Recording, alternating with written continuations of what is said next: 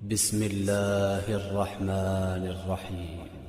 ماہ ذی الحجہ رواں دواں ہے اور ماہ ذی الحجہ کے ہر دن کے خاص اعمال احادیث معصومین علیہ السلام میں بیان ہوئے ہیں۔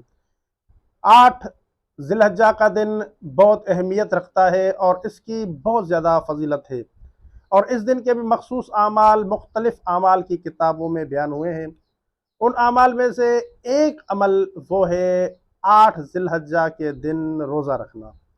8 ذی الحجہ کے دن روزہ رکھنے کی بڑی فضیلت روایات میں بیان ہوئی ہے، اس لیے مومنین کو چاہیے کہ 8 ذی الحجہ کے دن روزہ ضرور رکھیں کہ اس کی بہت زیادہ فضیلت ہے کہ 8 ذی الحجہ کے دن کا روزہ 60 سال کے گناہوں کا کفارہ بن جاتا ہے۔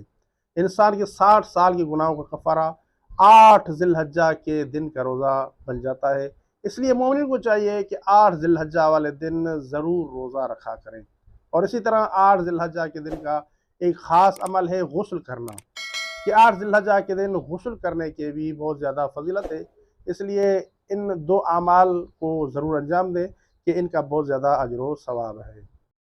اگر ہماری یہ ویڈیو آپ کے لیے ہیلپ فل رہی ہے تو ہمارے چینل کو سبسکرائب کر لیں اور ویڈیو کو لائک بھی کر دیں تاکہ ہمیں اس جیسی اور ویڈیو بنانے کے لیے موٹیویشن مل سکے۔